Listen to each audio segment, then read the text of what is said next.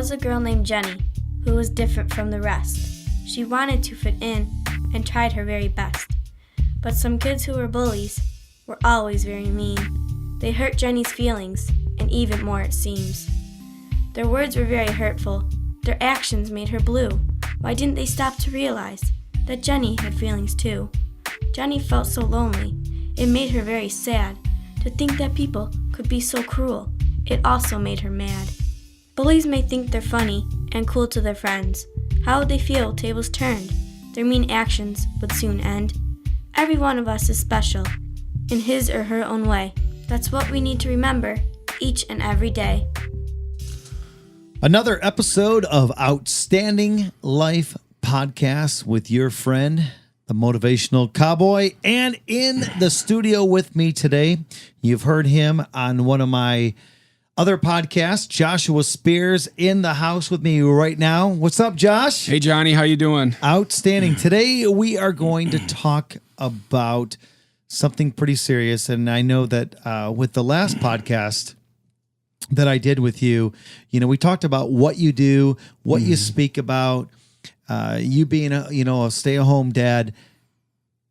But it went so well that now I want to dig deep into what you really speak about to our kids at the different schools, and not even schools, but even in the workplace. Sure. And that is bullying. And it's something that has been around forever, and it's probably going to always be there. Right. And I appreciate you being here talking about something really, really serious. And let's just get right into this, man. Sounds good. So let me ask you this. Joshua, what is a bully? Well, that's one of the things that a lot of times has to be cleared up, because one act could be considered, some people would call it bullying, but in a lot of cases that's just mean behavior. So there has to be a line between mean behavior, which someone does something one time, and bullying. So bullying is an imbalance of power between, two people that's sustainable over a period of time, and it could be any different type of bullying. There's physical bullying, obviously, physical attacks and hits and stuff like that. There's verbal bullying, which is very common, teasing and those type of things. And then there's also social bullying, where you shun somebody out, you talk to other people not to include them. All three of those bring what bullying is to light. It's something that's obviously a huge issue. It's what my passion is, because I understand what a serious, impact that can have on both the bully and the person being bullied. And it's something that is so prevalent today. And it's been prevalent, as you said earlier in your introduction, it's been around for a long time, but that doesn't mean that it's okay. And it's going to be around for a while, but that doesn't mean that we can't do something about it. Okay. So you talked about verbal bullying. You talked about social bullying, physical bullying. Let's get into what actually these three things are. Like, what is a verbal bully? Well, verbal bullying is, teasing, name calling, inappropriate comments, taunting, threatening to cause somebody harm. Basically, you're throwing stones with your mouth, basically. Yep. That's what verbal bullying is. It's very, very common form of bullying, because it's less prevalent than physical bullying, but it's just as damaging to both people. Right. Yeah. Okay. And then social bullying. Yeah, I mean, if you look at, some cultures, one thing they do to punish people is they shun them, So if you have a young person who's in middle school, high school, and they're being ignored by people, or they can never participate in events, or they want to join a certain team, and people will go out of their way to make them feel unwelcome, that's very destructive. And that would be an example of social bullying, is leaving them out on purpose, telling people not to hang out with somebody because of whatever reason, embarrassing them in public. That's social bullying. What about physical bullying? Physical bullying is the hitting, kicking, spitting, tripping, pushing, taking or breaking other people's things, being rude and nasty to somebody in a physical way. I mean, as a young person, I dealt with all those types of bullying. The physical one, obviously, nowadays we're much more aggressive with dealing with it than we were when we were kids, Johnny. But it's still a big issue. But all three of them revolve around people not treating people right, and that's really at the root cause. You being a motivational speaker, and this is one of the things that you talk about. this is your main theme is bullying, and that and suicide. And why did you get into the speaking business and to talk about bullying? Because were you bullied as a kid? Yes. I was bullied constantly as a youngster. I grew up in a dysfunctional home. I was the fat kid. I was the poor kid. Let me just stop you there. Sure. And I'm not being funny, but dude, you're a big guy. I mean, it's like you walked into the studio, you had to put your head down. So who in the heck would bully somebody as big as you? Well, or did you like grow up all of a sudden after you were being bullied? Well, the thing is, that's a good question. But if you're a second grader, the eighth graders, there was eighth graders that lived on my block, and every time I went to the park, they were always harassing me and beating me up, and they would all get around me, and they would make me do things. They would make me do things, that were very embarrassing. Stuff that I don't even like to talk about because it hurts so much when I think about it. But yes, I was bigger. And then, as I progressed through my childhood, I started to realize as I grew bigger that I became the judge, the jury, and the executioner. That they're going to bully me, I'm going to do something back, which, is a common thought that a lot of us have about bullying, is that's how we want to respond. But the problem is with me, Johnny, is I quickly went from someone defending themselves to being a bully myself.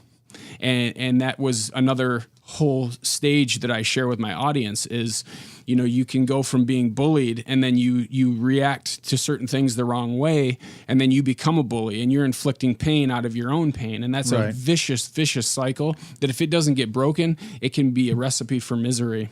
Well, let me ask you this too. You have 3 kids. Yes. That are in school. Yes. And I know that I have a daughter. And I'll just say it. I mean, mean people suck. Yeah. But when it's happening to your daughter or to your son, it hurts even more. Sure. And at some point, you have to start doing things right. And things right these days are different than things were right before. And me and you had talked about this prior to the show, and that was, I remember being in 5th, 6th grade and being bullied. And one day my dad put me, in the car, and we went to the bully's house. Yeah. And my dad took me out of the car and he says, "You're going to stick up for yourself." And my dad knocked on the door, and this guy came, and my dad says, "My name is Mike." And he says, "My name is Roy." And he says, "Your son has a problem with mine, and we are going to watch them work it out right now because my son is not going to come home anymore like this. Right. Your son is bullying my kid. Right. Either your son is going to kick the crap out of my son, or my son's going to kick the crap out of your son. Right. Or they're going to fight, get it over with, but my son's not going to come home being bullied by your son anymore." Right. Do you know what happened, Josh? What's that? Not a darn thing. Really? That bully stopped right then and there. Yeah. Because somebody poked him in the nose. Right. Somebody stood in front of him and said, "Okay, let's do this." I know that that's not always the right way to do things. Right. I understand that was 30 years ago. Sure. Things are a lot different these days. Everybody is hiding behind keyboards. There's cyber bullying. Yeah. That happens even in the workplace and in everyday life. Sure. People want to find mean things to say about people. Right. So how do you, as a speaker, go into the schools and walk that tightrope Right. of conversation with these kids? Right. Well, the thing is, I mean, that makes... Does that make sense? It does make sense, because I have a very similar story about a young boy when I was a kid, and I was told the same thing. And that, like you said, that was a long time ago. And now that's not something that we would really ever advocate as far as how to deal with a bully, because it does a couple things. One, it creates more violence. It creates more pressure on that kid to, okay, so they're going to be physically mean to you. You have to be physically mean to them, and that's not a message that we want to send to our young people. I think that's that is a thought process that goes through a lot of our minds, but there's a lot of ways that you can stand up to that bully without doing that. And then there's another thing to think about too, is that there's a lot of kids, Johnny, whose dad might not go over there and might not stand there and say, okay, we're going to settle this. And that kid might try to do that, and it might make it much worse. Absolutely. There might be a young kid who has no physical business trying to take on this bully, and he gets in his mind that he's going to stand up for himself, and it ends up being much worse. So that's why it's not something that, while it is understandable, that thought process, it's not something that would ever be, condoned or suggested by me or anybody else who's driving bully prevention in schools. Right. No, and absolutely. But I'm sure that there's a lot of listeners out there that have been through these things. And I think about somebody that goes diving, and I mean scuba diving in the ocean. And when they come across a shark, the shark is the bully. Yeah. You're always taught to poke them in the nose because they'll go away and they won't come back.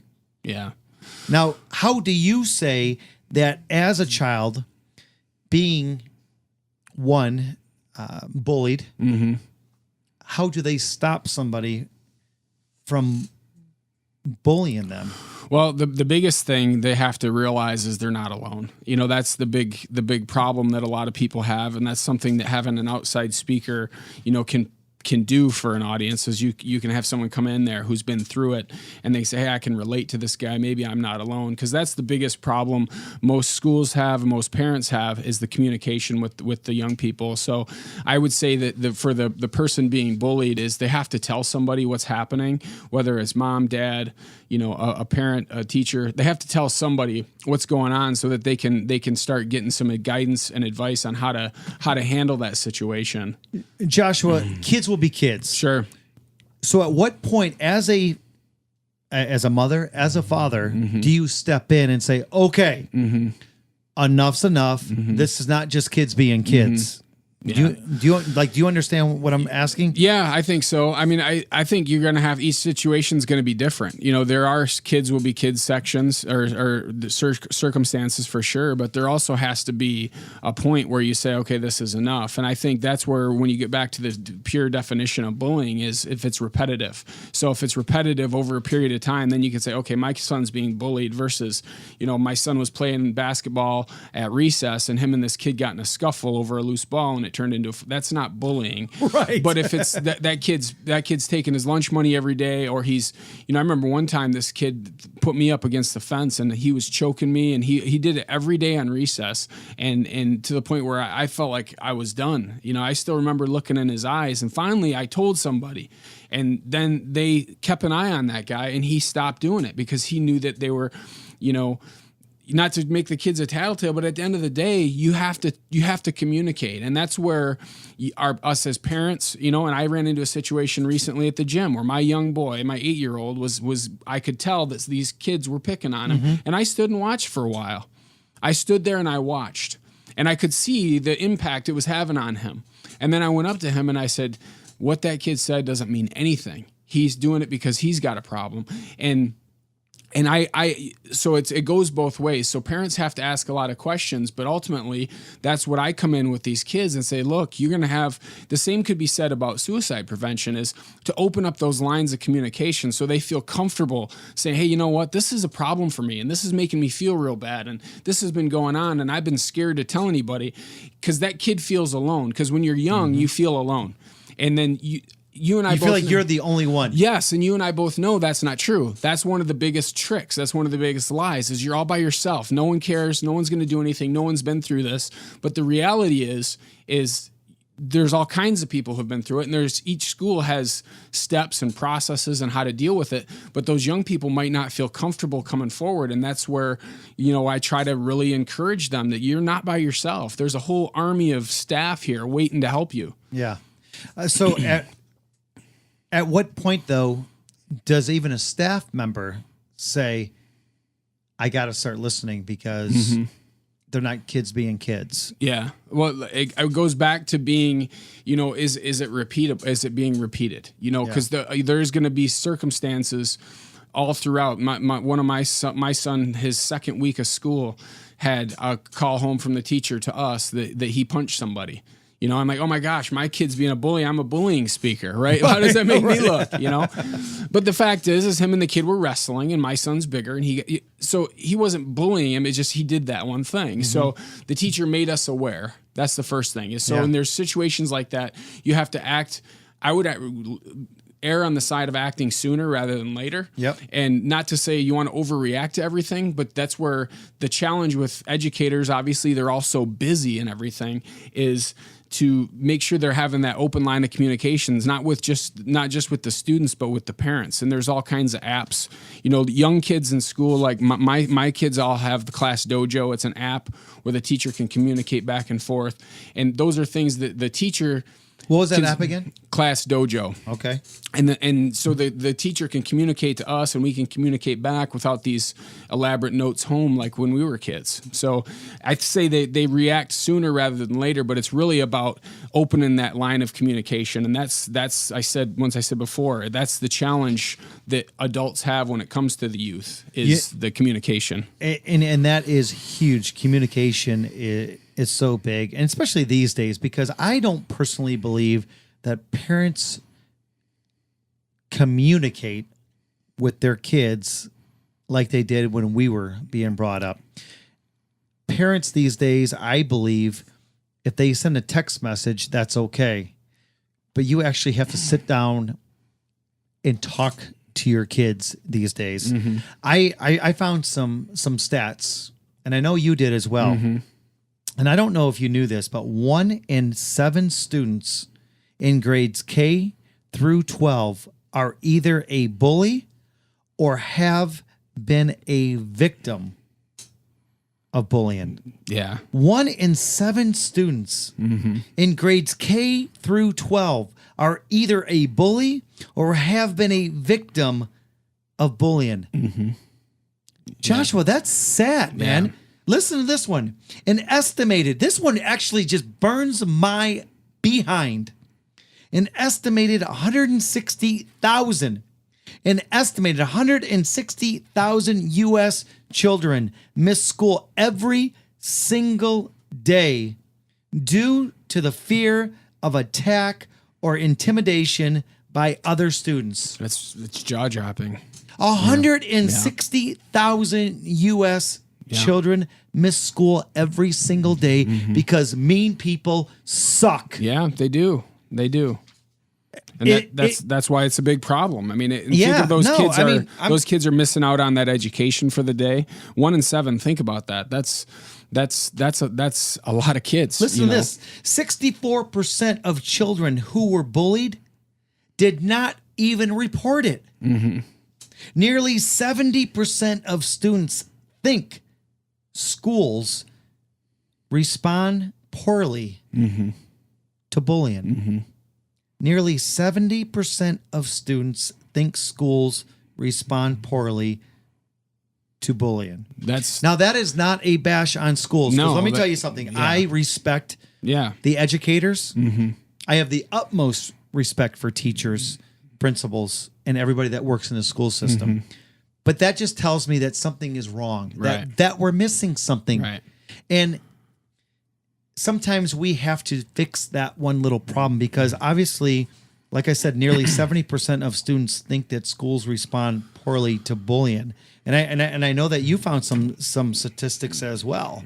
Well, the thing is that the challenge, there are a couple numbers. First of all, to any of the people listening, they're in education. That's the perception from these students and the statistics that we found. That doesn't mean that 70% of schools don't effectively deal with bullying. It's just that perception, and it's the same thing in the workplace. A lot of times you're managing a perception as much as you're managing a fact. So that doesn't mean... It's not easy. Because I've spoke at conferences, I've spoke at tons and tons and tons of schools, and they all are about trying to fix bullying. The staff is. It's just one of those things that a lot of times, because of the lack of communication with the student and not bringing the two sides together, that's one of the key things with the bullying prevention that's done on the evidence-based bullying prevention done in schools is they're teaching kids how to deal with these things, and it's just a great addition to what I do because I come in and I break the chains and open up the lines of communication because that perception a lot of times is nowhere near the reality. I can certainly tell you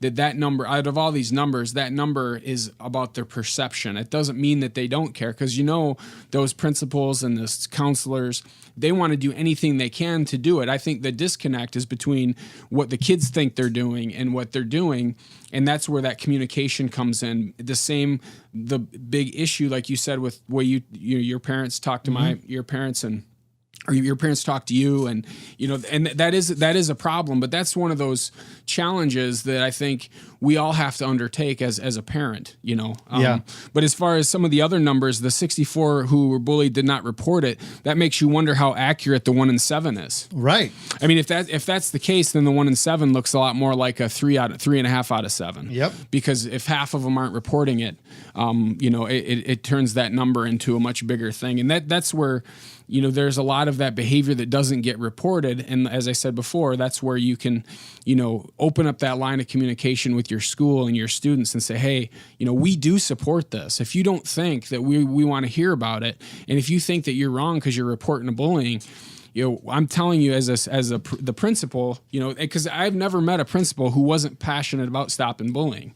They all want to do it. And a lot of times that's why they're paying me to come and talk to their kids. Absolutely. And the reason why I found these stats is because it is important, though. I mean, this one here, 1 out of every 10 students who drop out of school does so because of repeated bullying. Yeah. And that's where, it gets really discouraging for the school staff, because they're trying to do everything they can do. And another one that's really interesting, which is something that I try to drive really hard when I'm talking to kids, that I think is so important because it helped me a lot, is when bystanders intervene, bullying stops within 10 seconds over half the time. That's amazing. Yes. And that's what I meant earlier by a person hitting somebody in the nose, like not physically a person hitting somebody in the nose, but I was talking about diving and hitting the shark in the nose, and he runs away. Yeah. Isn't that amazing? When you confront a bully, he or she will stop within 10 seconds. Yeah. Well, a lot of times that bully, Johnny, is trying to get attention, and that's where, not to make the bully sound like the victim in this situation, because the child being bullied or the person or the coworker being bullied doesn't deserve it in any way. But the bully, and oftentimes, from my experience as a former bully and all the talks I've done and the people I've talked to, the bully is in a lot of cases a broken person themselves. Yeah. So they're doing that for attention, gratification. So if they're in a situation where there's a bunch of people around and they think, oh, I'm going to look cool bullying this kid, and they realize that this isn't going over well. These people aren't looking at me like, oh, he's so cool. They're looking at me like this guy's a jerk. Yeah. They're going to stop, because and that's where you want to try to change the culture in the school. And that's where, reshaping how we see these things is so essential. Or they learned it from home. Yeah.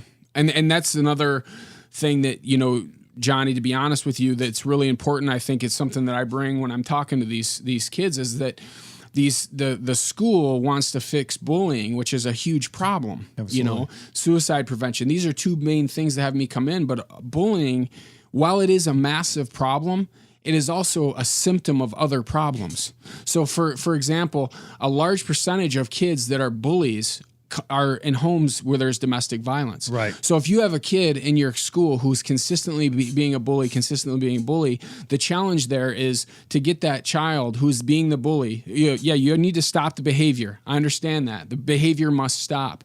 But at the end of the day, why is that behavior happening? Right. Where are they learning it? And a lot of times what you're going to find is they're coming from a home, and all the speaking you do and all the speaking I do, you run into situations all the time where people are in these horrific home life, and they come in. So that's not to say that the school owns all of that. It's just that there's a lot more than just this kid's mean. He learned it somewhere. Right. Absolutely. Either he was bullied as a kid himself or when he was younger, or he has it going on at home. And that's where you really want to fix the person that's bullying. You got to kind of dig a little bit deeper. Let me ask you this. Is it boys that do more bullying than girls, or girls that do more bullying than guys? Like when you think of a bully, me personally, I think of boys. Right. But there is a pretty big statistic with girls bullying other girls as well. Yeah, the numbers are really quite shocking. 83% of girls and 79% of boys report experiencing harassment. Wait a second. 83%. Yeah, so it's actually more prevalent with girls. Wow. Yes. I was totally wrong. Yeah. Totally wrong. Yeah. I mean, in my mind, I think of a bully. I think of a boy or a man. Yeah. It might not be the physical. It might be more of the taunting, the talking. The social bullying. Yeah. Yeah. Let me ask you this. Things are a lot different these days than they were when me and you grew up. Yeah. Matter of fact, they didn't even have cell phones back then. There is a thing now called social bullying. I see it all the time. Cyberbullying. Yep. And I see it all the time. And again, it's amazing to me how somebody can sit behind a keyboard and bully somebody. And it really, really can hurt somebody's feelings. Sure. And the challenge there too, I mean, there's I think a few steps we can get into, but as far as like defining the problem, think about when you were young. And something happened on the playground. It was 15 people there watching it happen. Let's say Johnny was getting bullied and 15 people watched it. Well, then those 15 people might tell people. Well, nowadays with Facebook, Twitter, Instagram, that person might have 700, 800, 900 friends that they can harass you publicly like that. So that makes the net for the pain that much bigger and the embarrassment that much bigger. And it also the frequency of it, because as you said before, you can hide behind a keyboard. And that doesn't make it any less dramatic. And in a lot of cases, it's just as damaging as regular bullying. You know what makes me so mad about, and I'm getting fired up about this because it's not just with kids. It's not just with kids. Right. It happens in colleges. Yeah. It happens in the workplace. Me and you were talking about this a couple days ago, where you had a boss that would bully people. Yeah. Yeah. In a major corporation, one of the biggest corporations out there. Yeah. This man would bully people and say mean things to them. It doesn't stop just in high school. Yeah. You don't graduate high school and then all of a sudden things stop. Right. Matter of fact, I think they get worse. Yeah. And me and you are in the entertainment business, and I think that even it hurts because people will say things to us. Right. You may say one word wrong, and they're going to let you know it. Sure. Yeah. Well, there's that thing, just like with the boss I talked about, as we were getting ready for this podcast, the person you discussed, there's a lot of broken people out there, Johnny. Yep. As I mentioned earlier, like with domestic violence, that's one thing. But when it comes to people in the workplace, they do it out of their own weakness. And I think that's the challenge that I bring to audiences in schools and in different groups when I'm talking about bullying, is that if I'm going to give you a magic bullet that's going to eliminate the problem, that's just not a reality. The reality is people are always going to be mistreating other people. And the real trick is to start to redefine who we allow to define us and who we allow to influence us. I remember there was this one kid bullied me all the time in class, and I said stuff to people and nothing happened. Finally, my stepdad told me to start laughing at him. And that sounds ridiculous, right?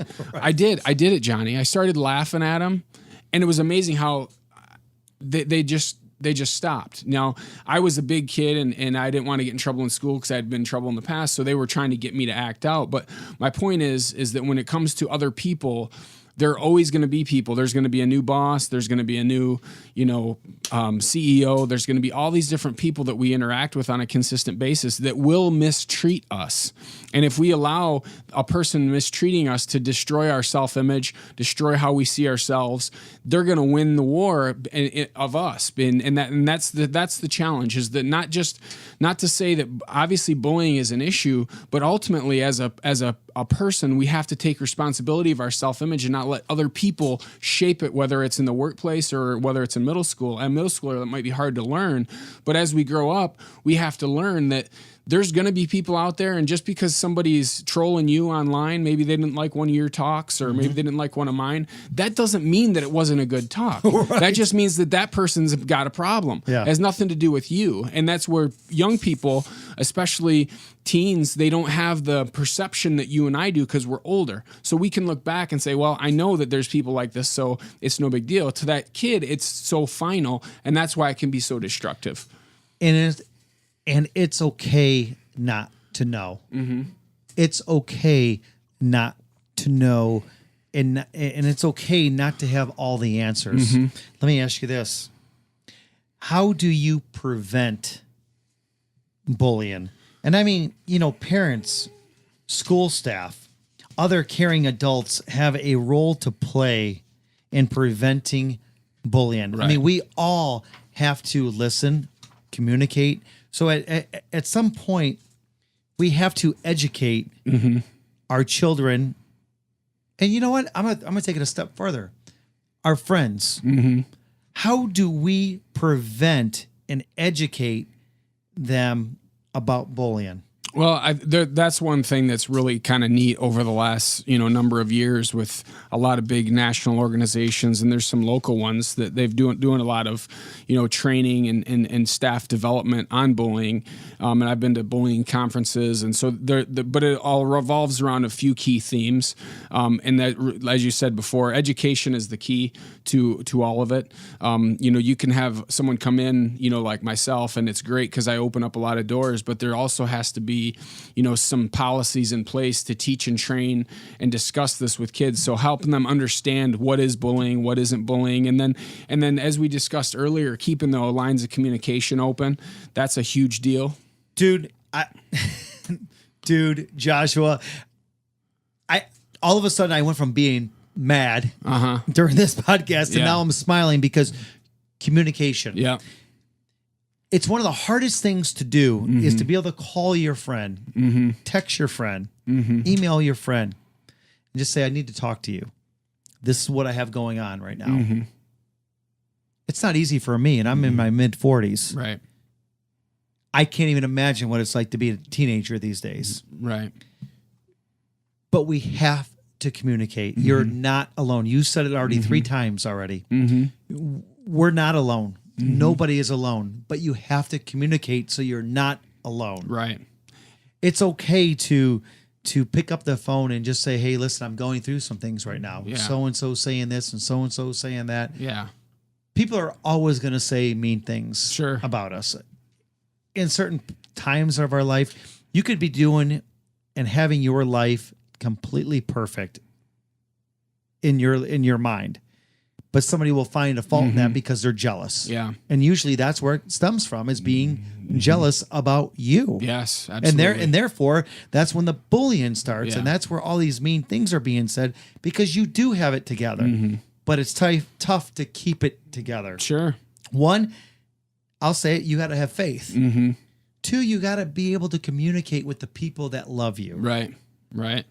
Yeah, that's a good point. And that's the challenge with, you said earlier, we've said several times about communication, but if there's, parents listening, it's, what does that dialogue look like with your son or daughter when they come home from school? I think from a parent perspective, what does that look like? And then, from the kid's perspective, realizing that you're not alone. Like I said before, and I've said it a couple times to you today, and I say it several times, but a lot of times the biggest misconception we have when it comes to dealing with things, whether it's bullying, depression, a lot of different challenges that we have as people, is you're all by yourself, nobody cares, no one's going to understand, and that's where the communication has, and sometimes having somebody come in who says, look, man, I know what this is like, I've been through it, this is what it was like for me, and this is what happened to me, and this is what I did about it, and this is what you can do about it, and you're not by yourself, and you can start a revolution, and you can take over the battle in your mind of all these people that are telling you these things.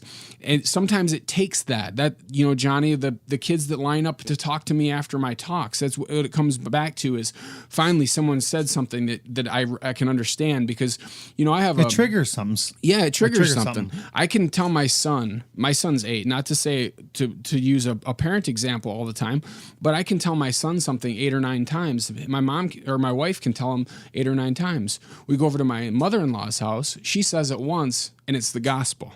That's just how it is. I say that all the time. Yes, so the teacher can say something over and over again. The counselor can say something over and over again, but you get an outside voice that can speak to that. That's just one thing. And that's not to say that that's going to fix everything, but that's just one thing that we provide as a speaker, is to try to open up that communication, because there is a big disconnect between what the kids have going on and what they're telling their parents. And because a lot of time the kid feels uncomfortable because they're believing that lie that they're all by themselves. Joshua, this is a perfect time that I'm just going to say it. If you are listening right now, if you're listening to this podcast and you are maybe in the situation that we're talking about, you are outstanding. You may not have heard it today. I'm telling you that you matter. You can make a difference. You are not alone. I often talk about living the outstanding life. And if you look at the word outstanding, you say it backwards, it means to stand out, to rise above the rest and be a little bit different. If you're being bullied or people are saying mean things because you're different, then guess what? You're standing out. You can rise above the rest and be a little bit different. I'm telling you today that you are special. Sometimes we just need somebody in our ear to say that we are special. I am telling you today that you are special. I don't care if you're 10 years old, 5 years old, 33 years old, or 104 years old. I'm telling you that you matter. I'm telling you that you are outstanding. Sorry, Josh. I had to, because sometimes we need to let people know that they matter. Yeah, that's something. It's okay to be flipping different too. Yeah, and that's the thing. I get my kids in my talks. I get them on their feet and I have them chanting, "I matter," because there's something to be said. And I think my challenge to the listeners, Johnny, as you just told them that, my challenge, if you're listening in your car, if you're riding the bike at, out on a trail somewhere, if you're jogging, listening to this, stop what you're doing for a second and say, "I matter. I matter." Say it with passion and just watch how much better you start to feel as you control the words coming out of your mouth saying that you matter, because everything Johnny said is true. And the thing is if when we say it and we put words, we give our thoughts power by making them words. So if we say we matter, that would be my challenge to do that, because there's a lot of people out there, Johnny, that just feel like they don't matter. And you and I both know that's like a lie. Alone. Absolutely. Absolutely. And if you are listening right now, and I'm probably going to say this multiple times today, and Joshua, when I'm done, you can chime in here too, but I'm telling you right now that you can reach out to me at motivationalcowboy.com. My email is johnnyd, JOHNNYD @motivationalcowboy. My Twitter is MCJohnnyD4. Listen, however you need to get a hold of me, my phone number is on my website. If you need me, I'm there for you. Let me repeat it. If you need me, I am there for you. That's great, John. And the challenge with all those folks too is, if you reach out, you just got Johnny D, the Motivational Cowboy, giving you his contact information. So the fact that you don't have anyone to talk to about it, just that excuse just got taken away. And what's yours? My email is Joshua, JOSHUA @joshuaspears.com. You can reach out to me. There's also contact forms on my website, joshuaspears.com. And then also, if you want to look at in your school, is there a teacher you can talk to? Is there a principal you can talk to? There is somebody you can talk to. And what, if you're a parent, get your school directory and look at if you don't want to talk to us, we're here for you, but you can talk to those people as well. Because ultimately, how many times, Johnny, have we, whether you said it or I said it, communication and education, those are the two keys to this whole challenging issue. You've heard me say it before. I never want to be the whole wheel. I just want to be a spoke in the wheel. I want to be something that holds something together. We often talk about, kids being alone, adults being alone. I encourage people, not just kids, to do what they love. Go to special activities. Find like interesting things to do. Have hobbies. All that can boost confidence. You need to have confidence in yourself. Right. Help somebody else find their passion. You know, I mean, that's part of the whole thing, is having confidence to be able to look in the mirror every single day, right, and say, you're outstanding. right. That's the hardest thing for people to do, is say, you know what? I'm outstanding. Yeah. I matter, just like you say, you know, but you need to have the confidence in yourself to do whatever it may be. What I like to do may not be what you like to do. Right. And for those that are listening that are a bully, guess what? Those people you may be working for one day. Yeah, and that you're bullying. Yeah, it's like I saw something that Bill Gates said recently. Or he didn't say it recently. It was a post that says, "You better be nice to nerds when you're young, because you'll probably be working for one in the future." You know, then that's the thing. You talk about, you know, how looking in the mirror, it's such a hard thing to do. And I think that you're talking earlier about how you matter, but to be human is to feel inferior. You know, I've listened to a lot of speakers over the years. I've read a lot of biographies as I work to fix myself from my childhood. And one thing that I've learned is that people, no matter how high up they go, they still struggle with that insecurity of feeling like, am I capable? Am I good enough today to be a good dad? Am I good enough to do well in school? It's normal to feel those feelings, and that fear is a liar, and that fear will corner us and make us think that we're all by ourselves. And the thing that Johnny was mentioning earlier about getting out and doing things, a lot of times to avoid, you know, the social bullying is to leave people out of clubs and stuff like that. But if you're in a band and you feel uncomfortable because there's certain people, go to band anyway and communicate those issues, because that band that's going to be something you could be really good at. It could help you focus in school. It could help make you maybe you go do it in college. Maybe you just have fun doing it. Maybe it's just something you do to relieve stress. But either way, you can't let how someone else acts or someone else treats you control what you do or don't do.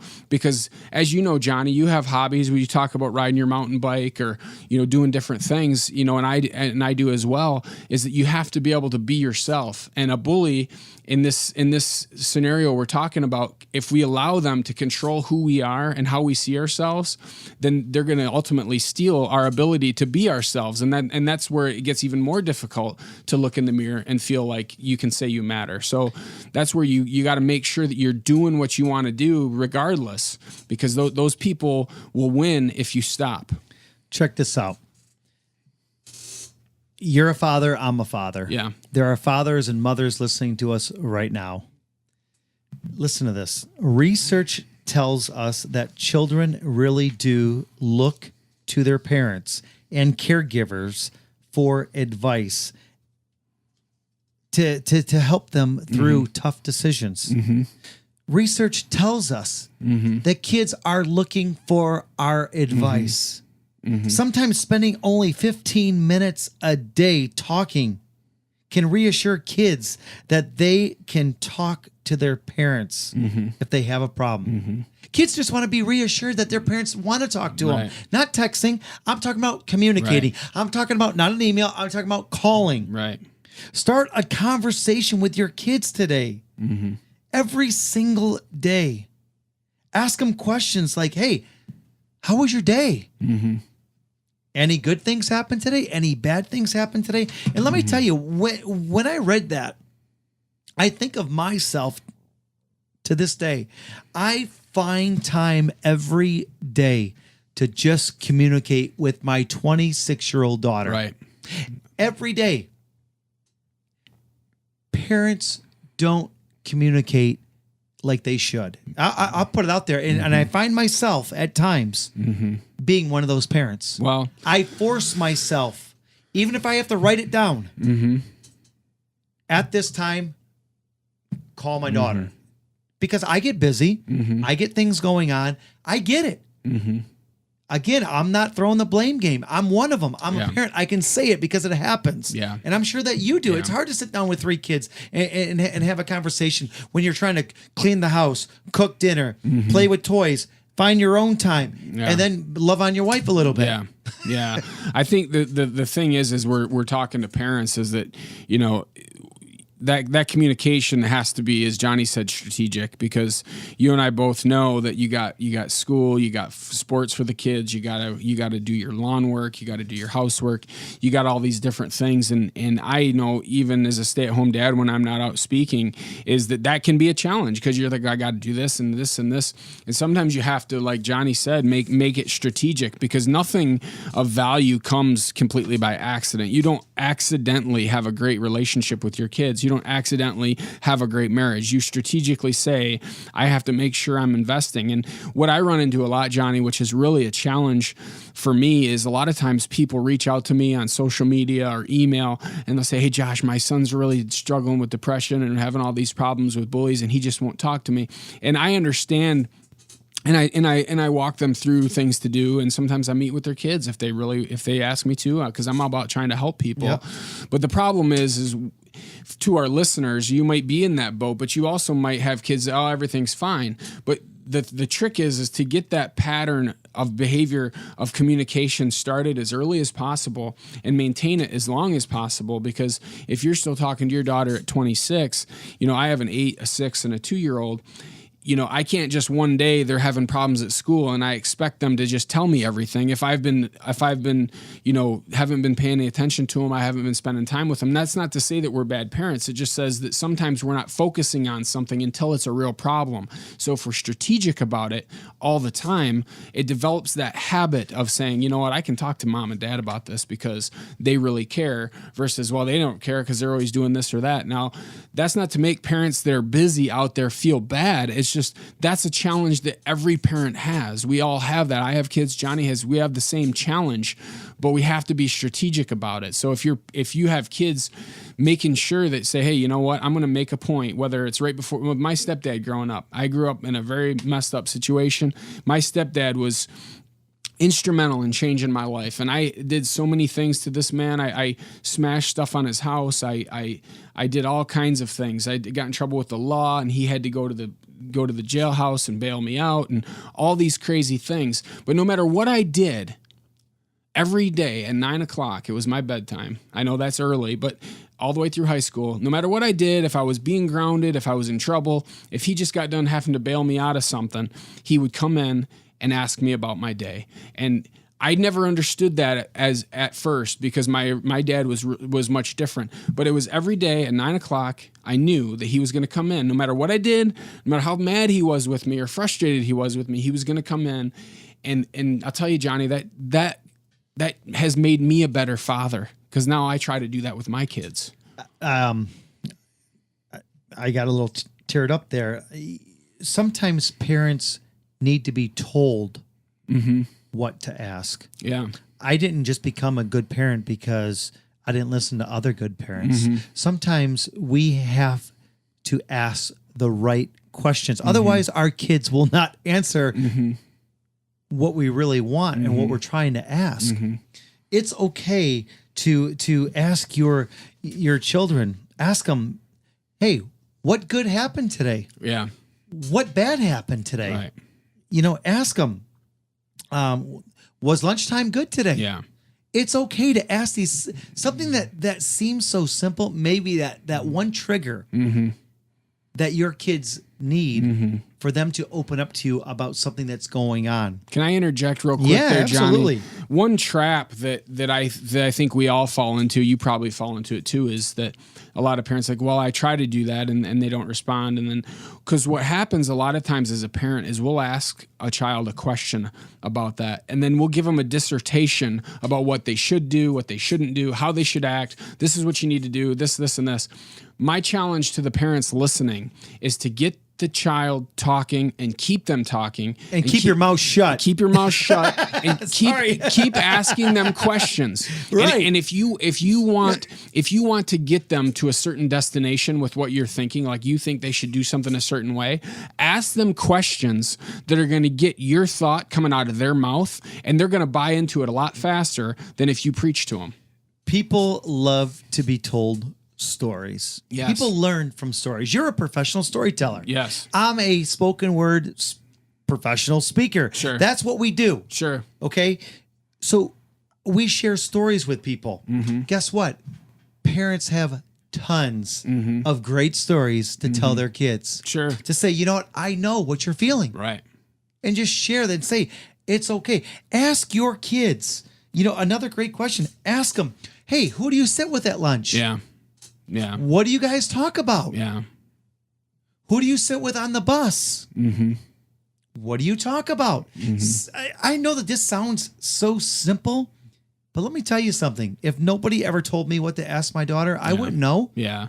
I'm telling you right now that these are little things. Well, and one thing too is just another great thing is ask your kids. Yeah. What are you good at? Yeah. You may not even know what your son or daughter is good at. Right. Because they might have a passion that they're scared to tell you what it is. They may love to sing. Yeah. They may love to paint. Yep. I don't know what it is, but talk to them. Yeah. One thing too that, just as you said, don't be afraid to ask those questions. I mean, those are all really good things that you want to ask your kids, but you also have to realize, Johnny, that in these scenarios, if we don't have that relationship and then all of a sudden we listen to this podcast and we go home and we start saying, hey, how was your day? Who'd you sit with? Those are great questions. Yeah. Those are great questions. And if you ask them the first time and you don't get an answer, don't stop, because people that young person is thinking, why are they drilling me?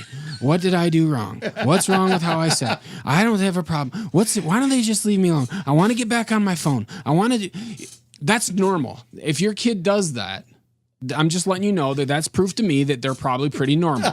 You know what I mean, Johnny? Yeah. They're not going to just all of a sudden do it. And that's why, starting that routine as early as you can and sticking with it and say, hey, to Joey so-and-so, my son, hey, let's at 5:15 every day, let's talk for 10 minutes. Yeah. And let's talk for 10 minutes. And let's make an appointment. You get out of practice at 5 and then I pick you up at 5:05 and that ride home, let's make sure we're not on our phones. Let's not have the radio on. I want to know what's going on and make it strategic, because if you just come in and say, asking these questions, when I was a teen and I see and work with a lot of teens, they're going to think, what's this guy's problem? But over a period of time, they have to develop that trust to be able to say that. And that's going to take a little bit of time to build, just to be encouraged if it doesn't take off the first time. You have to prove yourself. Exactly. So respect is not just given, it's earned. Right. So this has nothing to do with bullying, but it has everything to do with somebody listening to you. Mm-hmm. I went through a really tough time, and I went through a divorce, and I had to move back home. And this was many, many, many years ago. And every day I'd come home and my dad would be off work and he'd be sitting on the sofa and he'd be like, hey, how was work today? And I'd be like, outstanding, Dad. Thank you so much for taking the time to ask. And first thing, shut up. I'm not the people from work. Okay. Yeah. Months went by. One day, life got the best of me. I walked in the house. My dad would say, hey, how was work? I said, oh, it was okay. And I walked in my room. My mom and dad, within seconds, barged into my room. Yeah. What's wrong? What's wrong? What's wrong? And I looked at my dad. I said, what are you talking about? Yeah. And Mom, what are you talking about? Yeah. Nothing's wrong. Yeah. Why do you guys think that there's something wrong with me? Right. My dad said to me, well, you didn't say that stupid word, outstanding. Yeah. My dad had been listening to me for 3 months. Yeah. You didn't even know it. I didn't even know it. Yeah. Even when you think your kids are not listening, guess what? They're listening. Yeah.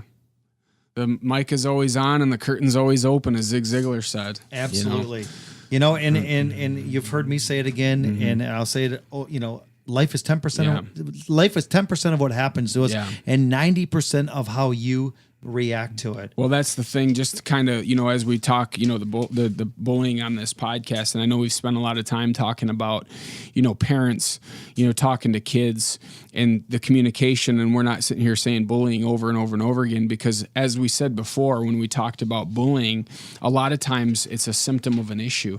And if you have a young person who's dealing with this issue, we're talking so extensively about this communication piece, because it's going to give you the answers to the test, so to speak, as a parent, if you're dealing with it, as well as if you're a teacher.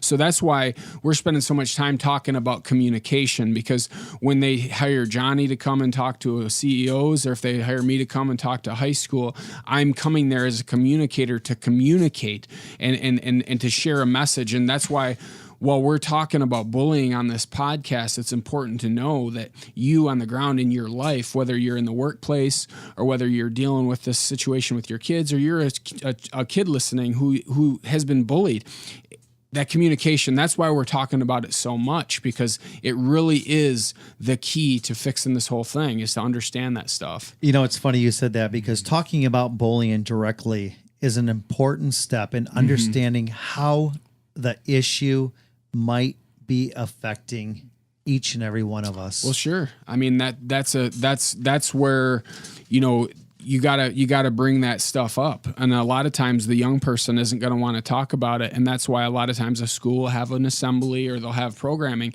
because they want to bring it to light. And that's the same issue that schools have with suicide too. There's things they just don't want to talk about it because it's icky, or it makes people feel comfortable, or the principal doesn't understand. You know, there's that talking about it brings it to light and shares with what it is.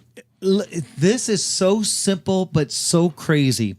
Ask somebody that you care about, what does bullying mean to them? Because I guarantee you that bullying to you and to me and to maybe somebody else might be completely different. Right. It might be the same, but all different in our minds because of the way that we were raised. Right.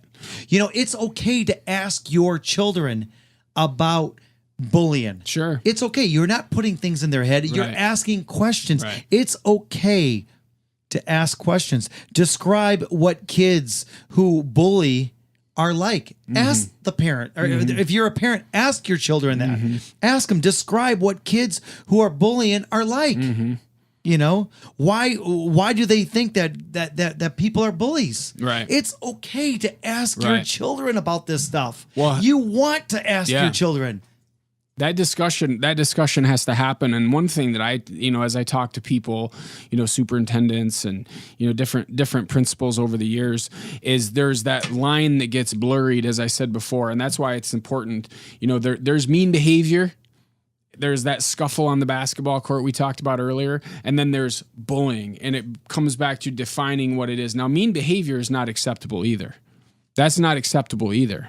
But bullying gets used in a lot of different ways that it might not be relevant. It might not be bullying. It might be just a situation.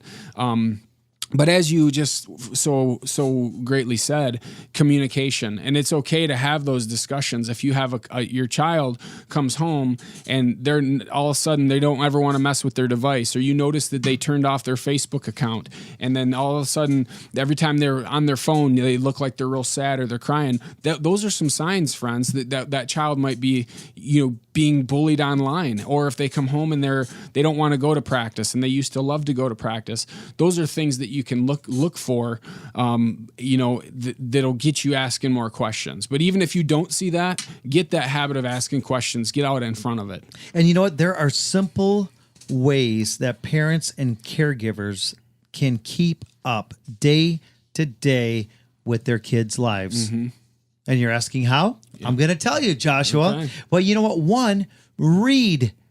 Parents, read the newsletters that the school gives you. Read the flyers that they email to you. Read the stuff at the school. Talk about that kind of stuff at home with your kids. That's not easy, because I'm one that you get the email and you delete it. Right, exactly. So these are things that I'm telling you, it's not always easy, but read the newsletters, read the flyers, check the school websites. Right. Check this websites. Yeah. You know, go to the events that the school is providing for you. Be engaged. Yeah, be engaged. Greet the bus driver. Guess what? It might be a little bit weird for your kid to be walked up to the bus with your parent, but I guarantee you, your kid's gonna be like, hey, that was pretty cool. Yeah, that was my mom. That was my dad. It's okay to greet the bus drivers. Yeah. Me and you and Sonia just spoke for 700 bus drivers. Yes. They want to interact with the parents. Yes. They want those kind of things. Meet the teachers. Now, I don't want to say you don't have to be best friends with these people, but at least meet the teachers that are teaching your kids. Right. Yeah. And go to the back to school stuff. You know, I have a great friend of mine that she can't go, you know, to the back to school assembly with her daughter. But guess guess what? I'm going. That's awesome. Yeah, I'm going. And you know what? I'm geeked about it because I'm excited that she gets to walk in with a positive role model. You know, share phone numbers with other parents. It's okay to communicate. Folks, you need to communicate. This is not just a one thing that is going to fix everything. It's little things that you have to be aware of. Yeah, I that's right, Johnny. You know, that's the thing. I just got done today. Actually, I went to meet the teacher, and I got to, you know, with my kids as they start school. And if you think about, put yourself in a situation as that teacher, and then you have this parent who's very engaged, who's asking good questions, who's really concerned. Okay, so how's this going? And how's this going? And how long have you been here? And they really care about you as a teacher. You're going to be, if you're that teacher, you're going to be much more engaged. Okay, so this is his son or his daughter or her, you know, you're going to be much more engaged in trying to help that kid. So you're going to, the better that relationship is, and that relationship is going to grow through all the things you just discussed, Johnny. Going to all those events, going to those things is very important. Some of us can't. Some of us have work obligations, but as you said, you can find someone else to go, and then you can talk to that parent and say, hey, this is a big thing going on. This is new. Because the schools are doing so many things, Johnny. They're putting stuff in the newsletter. They're having back to school events. They're doing all of these things to respond to parents saying, hey, you guys need to do some stuff about these things. And as a parent, you need to participate in that. Don't wait until there's a problem. Does that make sense? Where you're given this, we're asking schools to do so many different things, and they're trying to do it. And if us as parents don't participate, then we're not really, you know, giving the school credit for doing what they're trying to do to make our child's education system better. You know, it's funny, and we're going to wrap this up because we literally have about 2 or 3 minutes. But teachers and school staff have a huge role to play. Yes. But there's more. There's friends. Encourage your friends. Encourage a total stranger. And what I mean by that is encourage kids and adults to do what they love to do. It is not just the teacher's problem. It is not just the parent's problem. It is everybody's problem. It is everybody's obligation to help somebody else achieve something that they're working so hard for, or might not even know that they know about. I mean, I don't even know what I'm talking about. But I mean, a kid doesn't always know exactly what inspires them. It's our jobs as just everyday people to encourage others to just help somebody. Right. And if you think about it from this perspective, Johnny, to piggyback on what you're saying, is to a lot of the people listening, you say, hey, you know what? My son, my daughter, they don't have a bullying problem. They don't get bullied and they don't play a role. Well, my challenge to you and to the people listening is ask your kids, do you see other people doing this? What can your son or daughter may not be dealing with this issue, but can they be a soft place to land for that kid that is? Could they be the person that goes to the principal and says, hey, look, I see this every day on the bus, and this kid is scared to say something. I'm coming to say something. And the term for that person is an upstander, because they're standing up for somebody who needs it. And as we said before, that is a key role. So whether your child's being bullied or they're not, there's a big takeaway that your child might not be in that scenario, but maybe you work with them through these discussions we're talking about to say, hey, you know what? Do you see these issues? And what do you think? And then say, do you realize that you have the power as someone that's sitting in that classroom to squash it or to report it? And that's all about the term I like, Johnny. I don't know if you ever heard the term positive peer pressure. Yeah. Yeah. Positive peer pressure, where it's, hey, you know what?